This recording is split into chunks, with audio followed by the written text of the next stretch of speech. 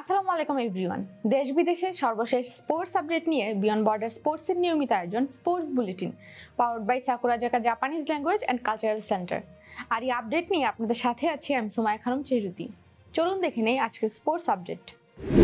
Asia কাপে শ্রীলঙ্কাকে 4 উইকেটে হারিয়ে জয় দিয়ে সুপার 4-এর যাত্রা শুরু করেছে বাংলাদেশ। শ্রীলঙ্কার 169 রানের জবাবে সাইফ হাসান 61 এবং হৃদয় 58 রানের দারুণ ইনিংস খেলেন। শেষ ওভারের নাটকীয়তা ছাপিয়ে এক বল বাকি থাকতেই জয় পায় টাইগাররা।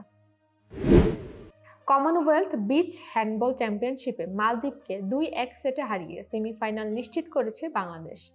আজ রাতে গ্রুপ পর্বের শেষ ম্যাচে পাকিস্তানের মুখোমুখি হবে লাল সবুজের দল। জাতীয় দলের নির্বাচক প্যানেলে যুক্ত হয়েছেন সাবেক ক্রিকেটার হাসিবুল হোসেন শান্ত।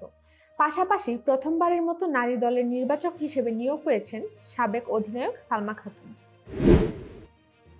নারী ওয়ানডে বিশ্বকাপে আম্পায়ারিং করে ইতিহাস গড়তে যাচ্ছেন সাথীরা জাকির জেসি।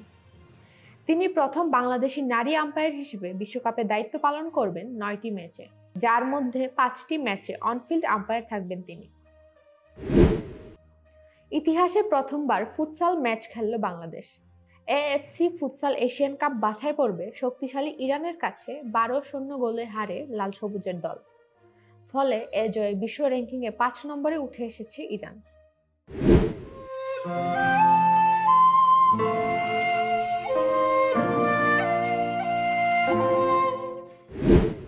লা লিগায় এসপানিওলকে 2-0 গোলে হারিয়ে 5 ম্যাচে 15 পয়েন্ট নিয়ে শীর্ষে রয়েছে রিয়াল মাদ্রিদ। ম্যাচে রিয়ালের হয়ে গোল করেন এডার মিলিটাও এবং কিলিয়ান এমবাপ্পে। কোচ জাবি আলোনসোর অধীনে লিগে এটি রিয়ালের টানা 5ম জয়। ওয়ার্ল্ড অ্যাথলেটিক্সে 200 মিটার স্প্রিন্টে দুর্দান্ত পারফরমেন্সে স্বর্ণ জিতেছেন যুক্তরাষ্ট্রের নোয়া লাইলস এবং মেলিসা জেফারসন। 100 মিটারের পর এবার 200 মিটারেও জিতে বিশ্বের দ্রুততম মানবী হয়েছেন তারা। লিওনেল মেসির জোড়া গোল এবং 1 অ্যাসিস্টে 3-2 গোলে ডিসি ইউনাইটেডকে হারিয়েছে ইন্টার মায়ামি। এছাড়া 22 ম্যাচে 22 গোলের মাধ্যমে MLS এর শীর্ষ গোলদাতা হয়েছেন মেসি। এই জয়ে ইস্টার্ন কনফারেন্সে 5ম স্থানে উঠে এসেছে মায়ামি। সব ধরনের ফুটবল থেকে অবসরে গেছেন জার্মানির 2014 বিশ্বকাপ জয়ী ডিফেন্ডার জোরেম বুয়াটেং। সামাজিক যোগাযোগ মাধ্যমে 1 মিনিটের এক ভিডিও বার্তায় এই ঘোষণা দেন 37 বছর বয়সী এই সেন্টার ব্যাক। ওল্ড ট্রাফোর্ডে ইংলিশ প্রিমিয়ার লিগের ম্যাচে চেলসিকে 2-1 গোলে হারিয়েছে ম্যানচেস্টার ইউনাইটেড, যেখানে ম্যান ইউর হয়ে গোল করেন ব্রুনো ফার্নান্দেস এবং কাসিমিরো। অন্যদিকে চেলসির হয়ে একমাত্র গোলটি করেন শেলাবা।